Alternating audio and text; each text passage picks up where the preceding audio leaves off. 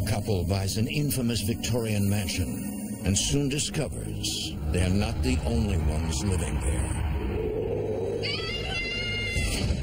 Ghost hunters try to make contact with the spirits. How long have you been in this house? But unleash demonic forces. Is time running out for the living or the dead? In America, there is real evil. It lurks in the darkest shadows and in our most ordinary towns. Between the worlds we see and the things we fear, there are doors. When they are opened, nightmares become reality.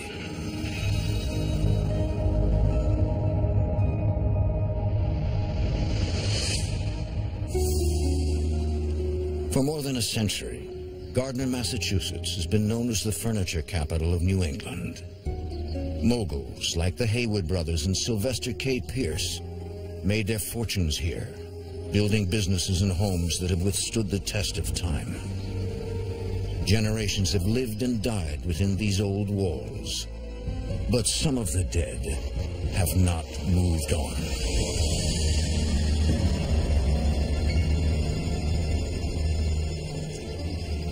In the summer of 2008, Edwin Gonzalez and Lillian Otero are looking for a new home in South Gardner. We lived in Boston our whole entire life, and then actually came across this beautiful mansion online. And of course, Lillian quickly ran to it. She loves Victorian. She's always wanted one. The house is a historic landmark in Gardner. Okay, here we are. Whoa! No, isn't it beautiful? It's fantastic. You can really see the attention to detail in a house of this age. I felt like we were going back in time. Like, it was just a beautiful Victorian mansion. It was just elaborate. It had all this spectacular woodwork. You can see the stained glass windows. It was built in 1875 by a man named S.K. Pierce. He was quite an important figure in town. Built his furniture business from the ground up, and when he died, he was one of the wealthiest men in the county. Lillian was so excited about taking as much photos to show to her family. I knew that this was finally an opportunity to have one of her dreams come true, was to have a beautiful Victorian.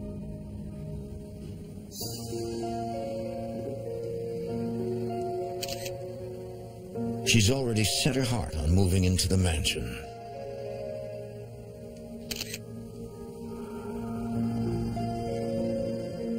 But her photo shoot is cut short when her camera abruptly stops working. That's weird. She noticed that the battery light came on, that it needed new batteries, and she was puzzled because she had just put in brand new batteries. Let me see. Yeah. She stopped working. Oh, don't worry about it. You'll have plenty of opportunities to take pictures later. Come on. Wait until you see The couple brushes off the incident. the way. Right this way. It's beautiful up here. You're gonna love it. But soon, Edwin's getting strange vibes. As I toured the whole house, I remember that in certain rooms I had different emotions. Certain rooms I felt very comfortable. In other rooms, I had like a bad feeling. Wow, now we're talking. I know, right? The windows are amazing. Just very nauseous, and I thought it was maybe it's something I had eaten or something. I didn't know. I couldn't understand that. Yeah. I'm fine. Nothing. Just need to get some air. The minute I stepped out of the room, I felt fine. I'm okay. I'm sorry. I don't know what happened. Should we go? No. Come on, let's finish. I'm okay. Sorry. I still overall thought the house was amazing, and I knew that Lillian was excited about it, so I kind of more or less just brushed it off. Edwin and Lillian quickly make a bid on the property. It seems a steal at just under $200,000. Within a matter of months, they've settled into their dream home.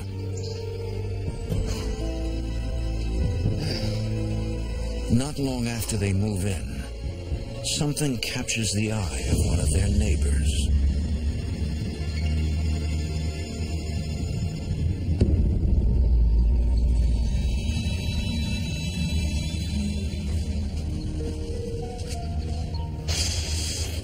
There's a friend of mine who lives next door.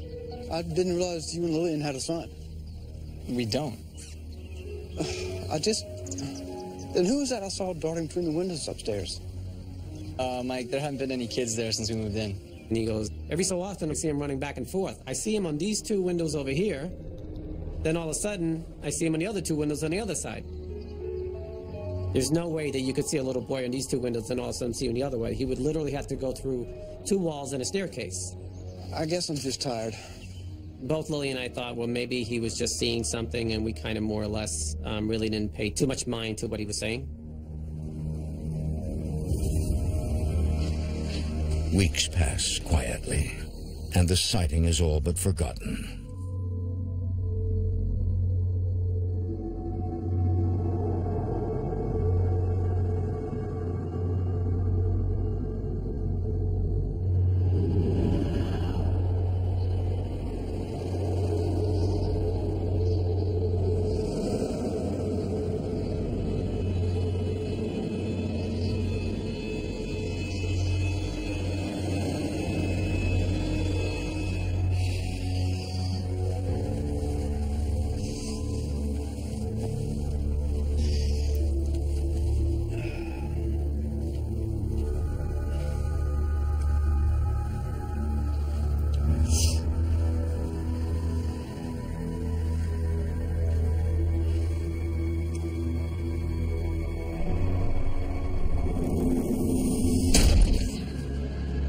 The door just slammed on its own. Stay there.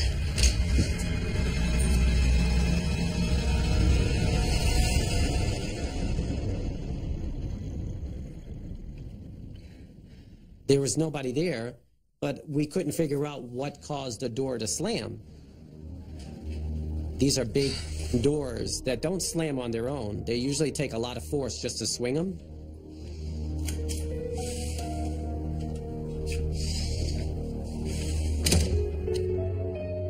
I kind of just tried to forget about it, tried to relax, and went back to bed. It's 5 a.m. the following morning. Eddie, someone's at the door. We'll be up this early. Maybe it's the heating guys. What the hell?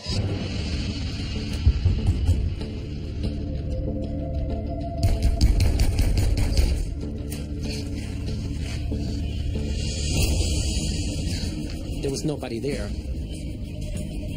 You kind of start questioning, like, what is going on in this house?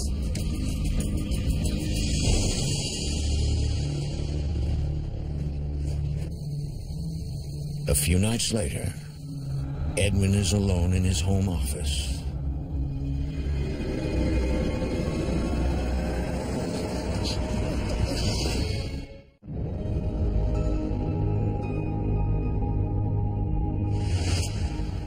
In 2008, Edwin Gonzalez and Lillian Otero have just purchased the historic 26-room Victorian mansion in Gardner, Massachusetts.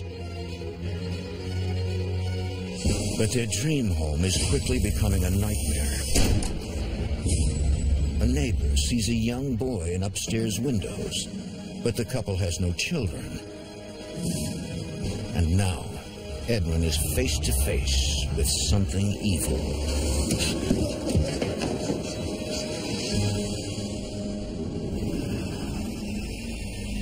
When I turned to look, there was no one there. There was nothing there.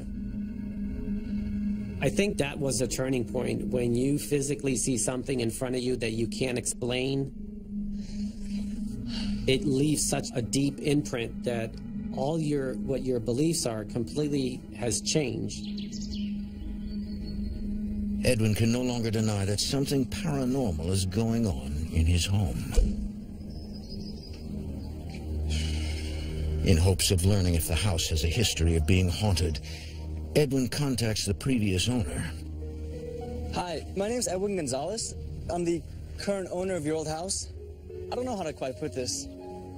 Did anything strange ever happen, or did you ever experience anything weird here? He started telling me about specific things that he knew about the house, the history. He goes, I don't know if you know this, but there was a man who burned to death in your master bedroom.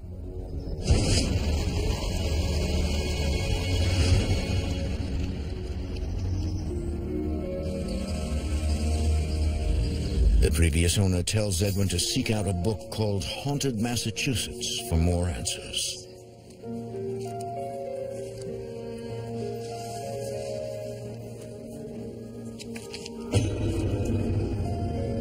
And there was our house.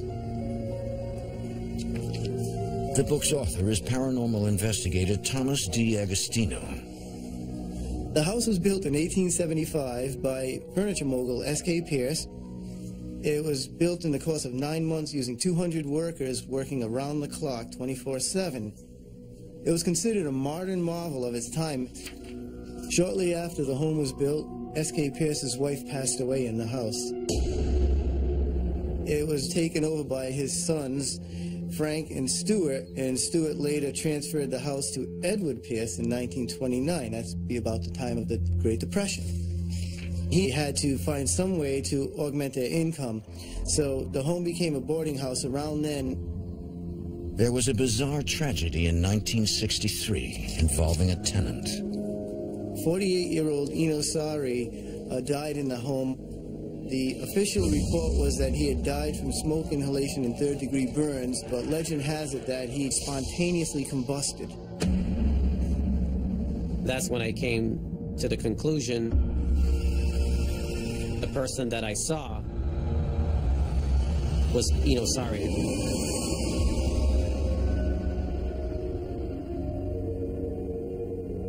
Meanwhile, Lillian's at home, alone.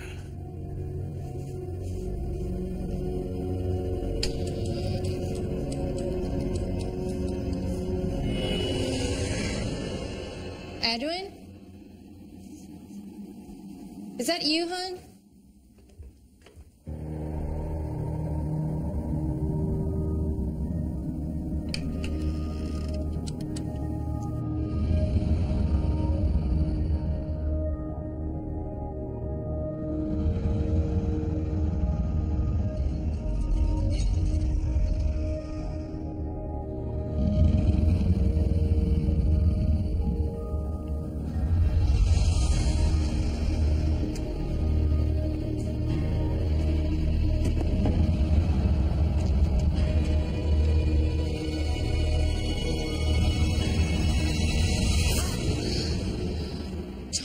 Up on me like that, Edwin. There was something growling at me. You do believe me, don't you? I think we need to find someone who knows more about this stuff than we do. Look, this is what I found. Our house is in this book. So our house is really haunted? I don't know. But it's a place to start. That's when I decided to go ahead and reach out and speak to Thomas regarding his findings.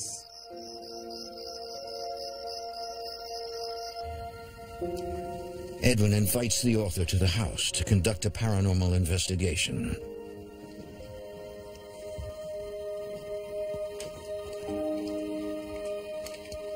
We set up cameras in all the rooms, and we put recorders as well in all the rooms so we can capture any kind of activity, visual or audio. Thomas is accompanied by his wife, Arlene, a spiritual medium. Well, we were looking for EVPs, electronic voice phenomenon. Okay, you ready? Yes. Okay, go. I'm reaching out to Eno Sari. Eno, are you here? Are there any children in the house with you?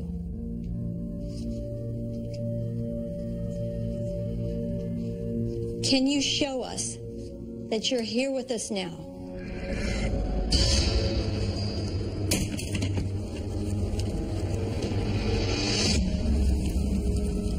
Something kicked the camera in the master bedroom.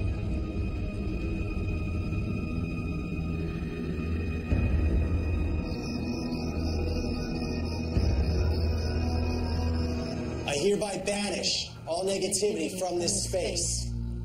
Only positive light. They cleanse the home with sage, a Native American ritual that helps to banish or control spirits. You need to do this every night. You have to assert your authority over this house Don't be afraid of it. And then we suggested that they cleanse the home in their own way, in their own prayers, in a positive manner, regularly. I felt really relieved, but at the same time, I was also very scared because this thing is for real. Figure it out.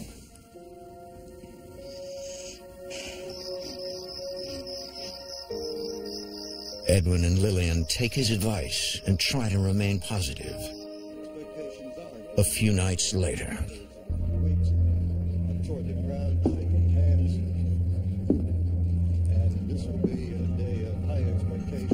Lillian?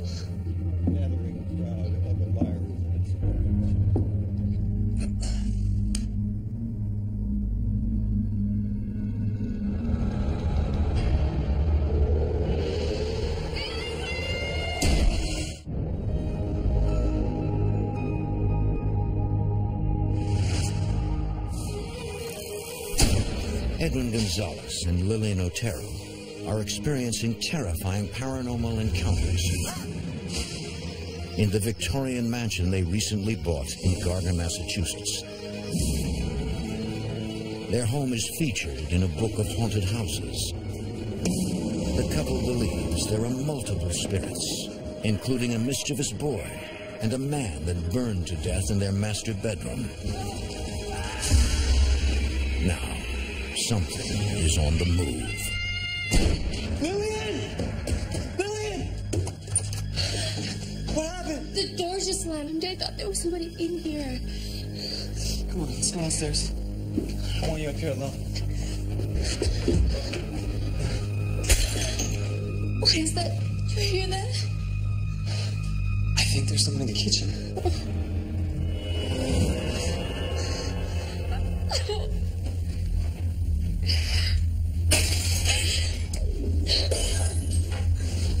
It's okay, come on.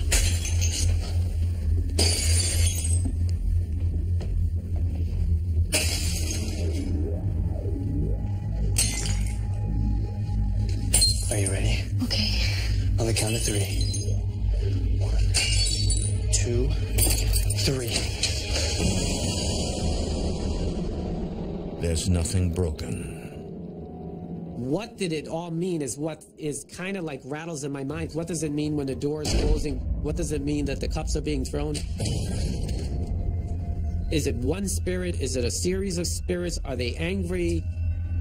Come on. The troubling events in the house are starting to rule their lives. Edwin and Lillian are desperate for answers.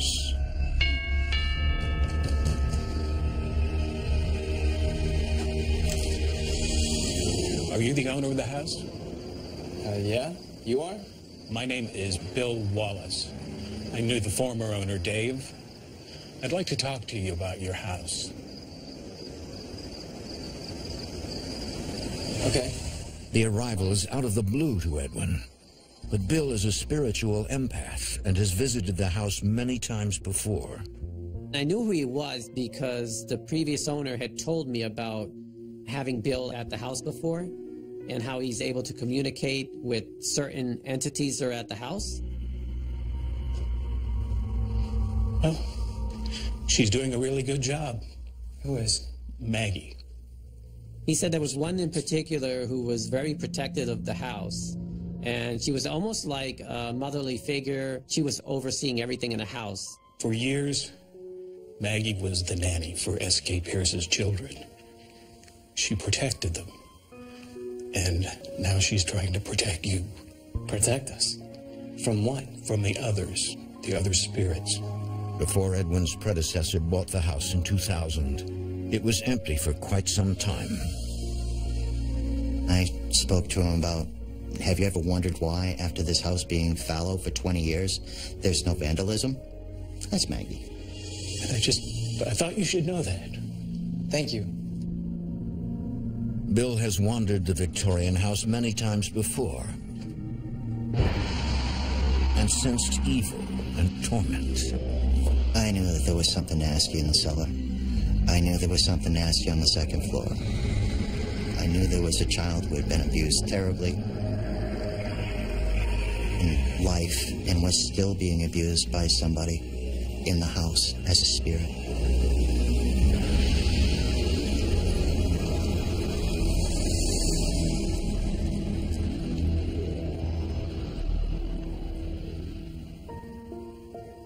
We may have to learn to live with this.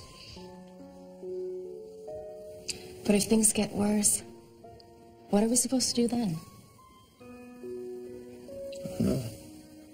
Well, I think we should probably get more investigators. Maybe someone can help us figure out what's wrong with this house. Both Lillian and I were determined that we were going to make this work, even though we were encountering all these different things that were happening. This is our dream home, and we're not going to give up on it. I'm just not ready to leave then. After 10 terrifying months, Edwin and Lillian decide to hold an open house for paranormal investigators, believing it will help them understand what's happening. We thought it was a good idea because we were searching for answers. So we allowed them to come in.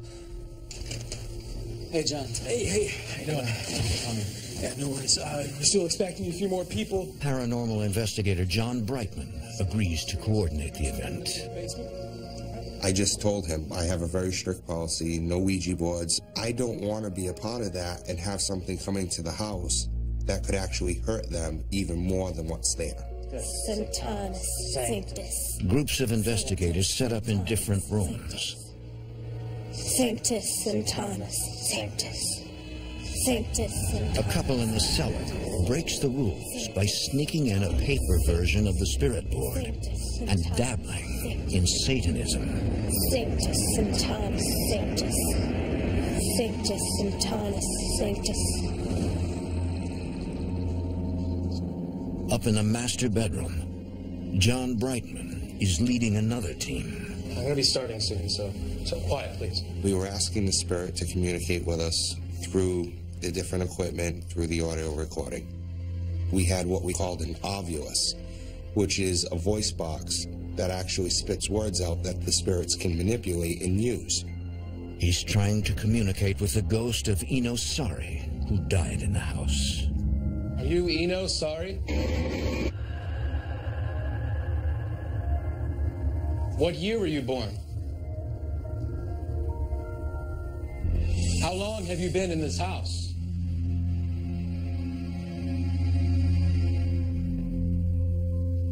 If I'm not getting a response, I try to be more assertive and push the envelope. You know, I understand you don't like it when strangers sit on this bed. I think I might stay the night here, Eno. What do you think of that?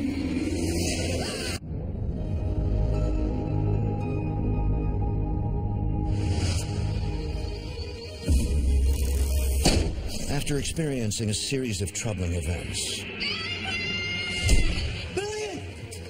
Edwin Gonzalez and Lillian Otero have invited teams of paranormal experts into their Victorian home. How long have you been in this house?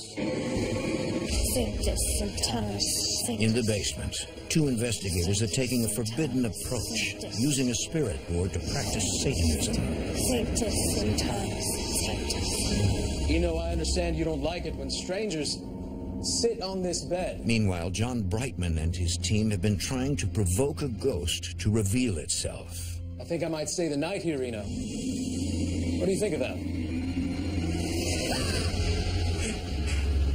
There's something attacking me. Oh my gosh.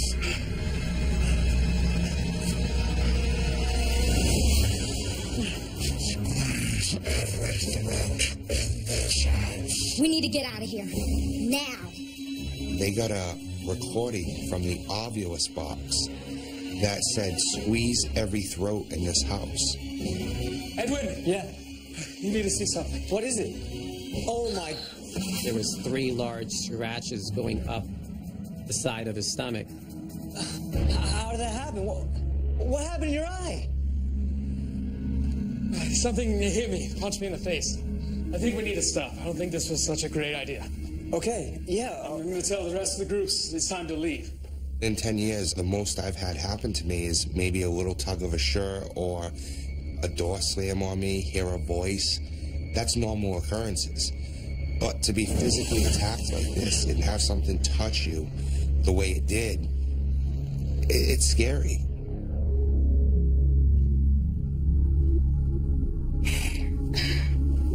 Hey, sorry guys, open house is over. We need to leave. Now!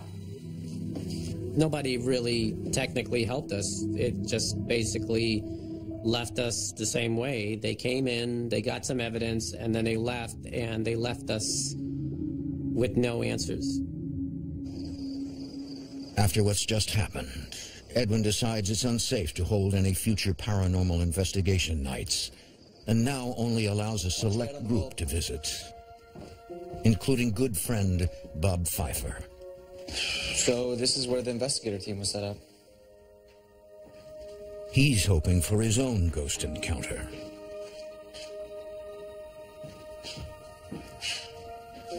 What's that? It's a kiln.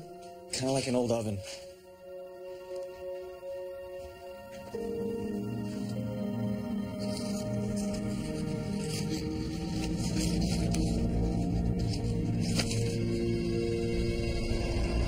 Someone actually drew a Ouija board.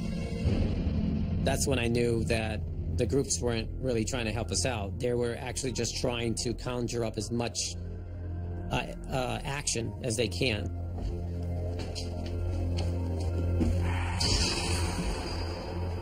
I felt a finger go right down my neck. There was nobody there. Are you okay? Yeah.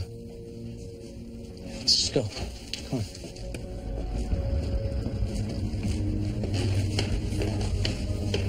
I decided for just a little bit, hang out in the lobby on the second floor, just to see if I could, experience anything.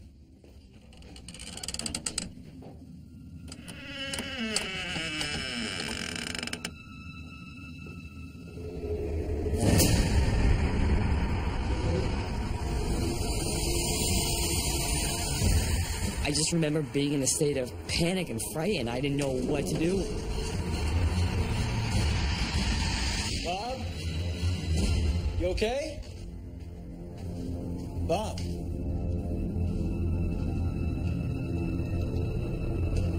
Hey. You alright, man? Bob? I tried to tell my legs to move, and I was not moving.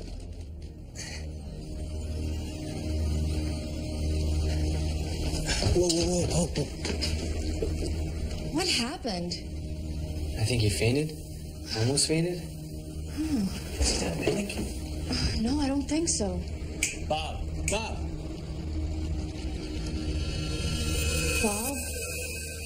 Bob? Are you okay? Bob? As soon as Lillian touches Bob, he feels normal again. I just remember instantly, just like that, I was feeling great again. I think I should go home.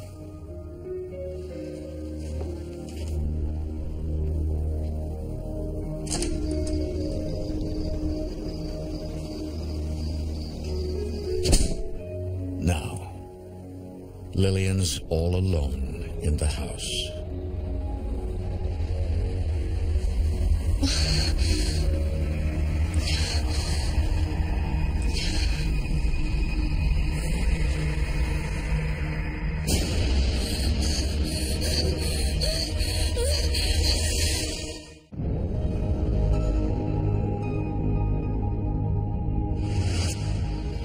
Edwin Gonzalez and Lillian Otero are on the verge of abandoning their once-dream Victorian home after a series of frightening encounters with spirits.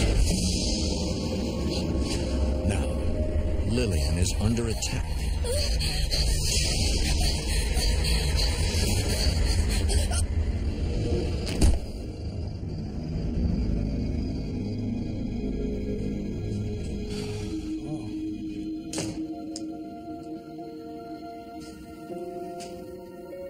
Lillian? You alright, babe? Just tired. Me too. Come on, let's go to bed. No, I think I'll stay here for a while. You sure?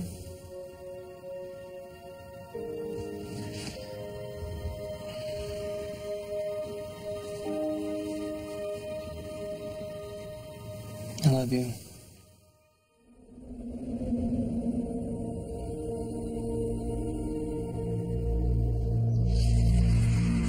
Edwin notices a dramatic change in Lillian, who becomes increasingly withdrawn and unstable. I was starting to lose her. She was slipping away. I didn't have any answers. I had no one to turn to. I just wanted her to get better. I didn't want her to go through any more pain or whatever she was going through. She was becoming more exhausted, sitting on a couch all day long. She wouldn't eat all day. I thought, this is really the house that's affecting her. Lillian continues to grow more and more depressed and withdrawn. Edwin, too, finds himself emotionally challenged by the house.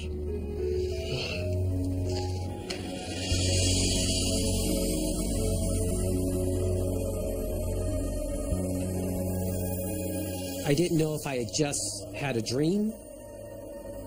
I was so overwhelmed with the feeling of sadness and grief, like as though she had lost someone. And the only thing I could relate to that is when my father passed away, feeling that same emotion. And it just happened all over again. Now at his wit's end with all the anguish, Edwin calls in an exorcist.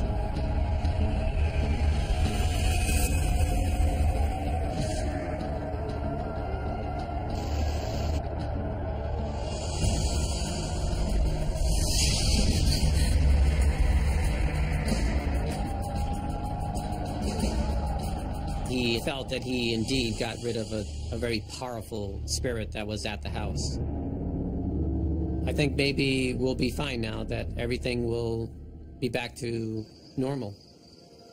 A few days of peace pass.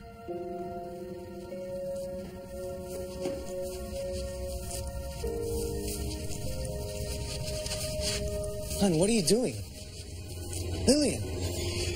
Hey!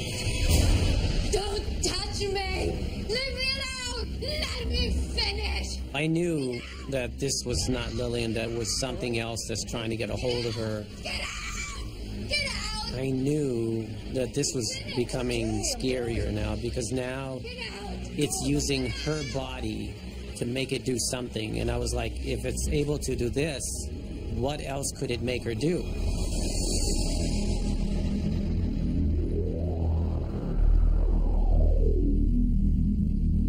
What is that? She found a newspaper clipping. In the early 1900s, there were several children that drowned on the property. After reading the article, I think that gave an explanation of why we were seeing a child spirit at the house. The way Lillian unearthed this new information does little to calm Edwin's fears about the house.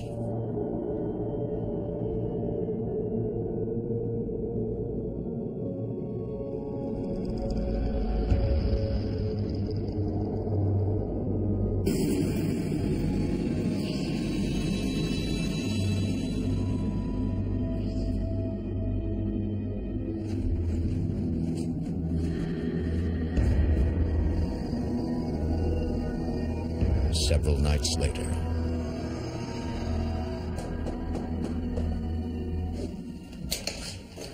Bill.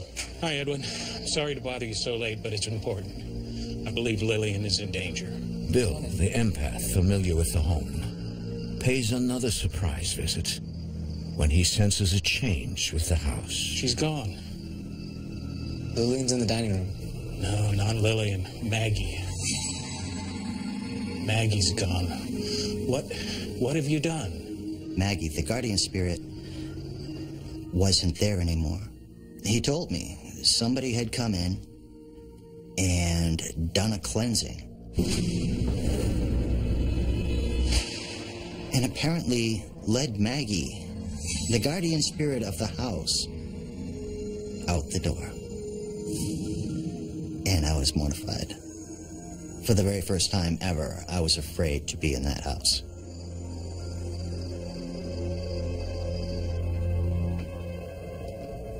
Lillian? Look who's here. How you feeling, Lillian?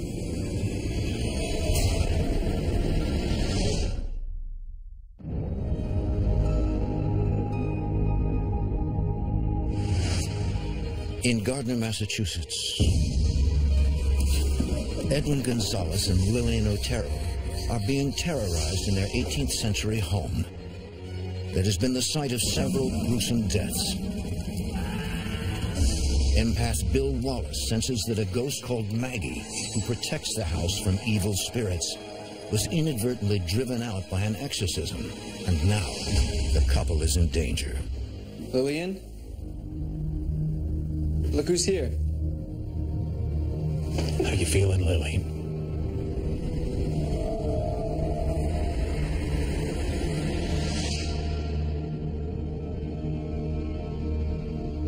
There was someone standing behind her with her hand on Lillian's shoulder.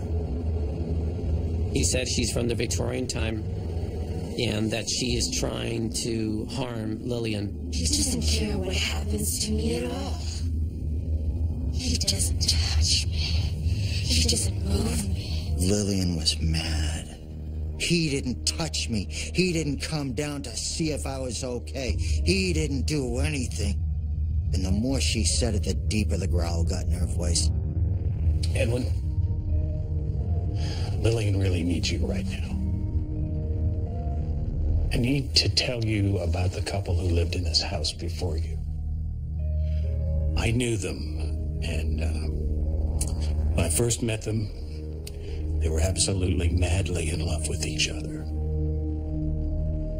But after 2 years of living in this house, they couldn't stand to be in the same room together. You can't let that happen to you. We have to fight this. You have to fight it together. That's the only way.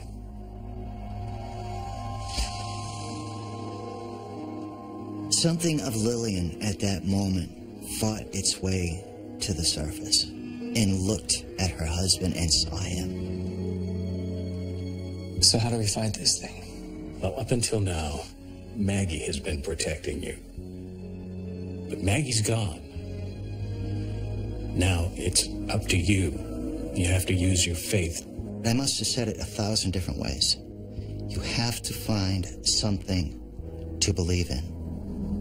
Okay. He says you need to find that and find that quickly, otherwise the house is going to tear you down. How are we supposed to live like this? I don't think we can. Should we leave? I don't know. I don't know.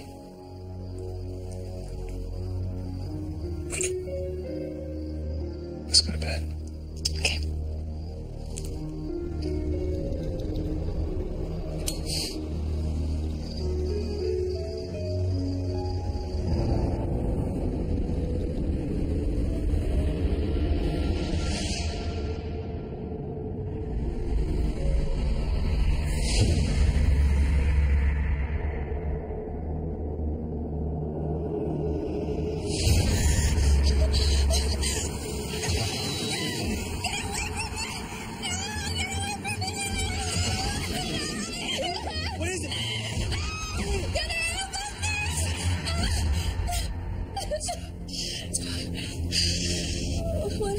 What happened? I just held her and I told her it'll be okay. That's it. We're getting out of here right now. It's one thing that you try to fight it, but when it's affecting the person you love more, yeah, that's when, yeah, I don't want to see anything like that happen to her.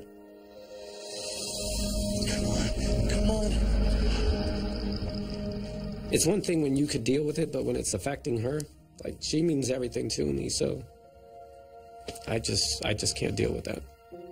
So we just left. When I found out that Edwin and Lillian were no longer going to be living at the Vic, I was just relieved, happy for them, just thrilled that they wouldn't have that kind of a pressure on their relationship anymore. I think it's the best thing they ever could have done. I felt that I could not protect her. That last month, there was too many things that was going on that was affecting us physically, mentally, and it was one after another. It's just not worth it anymore. You just walk away, and we had so many hopes and dreams that we could do with the house.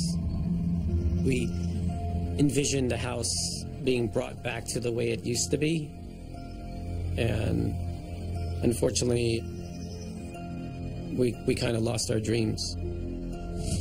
Lillian remains fearful of the spirits they encountered and chose not to be interviewed. Bill Wallace believes Lillian was being possessed by Abigail, the spirit of a former servant who once worked in the mansion. If looks could kill, I would have joined her on the other side at that moment. That's when I told him that was a very dangerous place to be. I hereby banish all negativity from this space. Historian and paranormal investigator Thomas D. Agostino believes the house has had negative energy almost from the day it was built.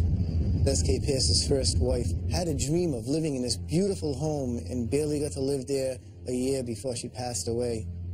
Much like Lillian, who had a dream of moving out of the city to this beautiful home, and they barely lived there a few years before they had to leave as well. We decided to stay with Lillian's sister, and it was like everything was fine again. We felt so much better, mentally, physically. We were happy again.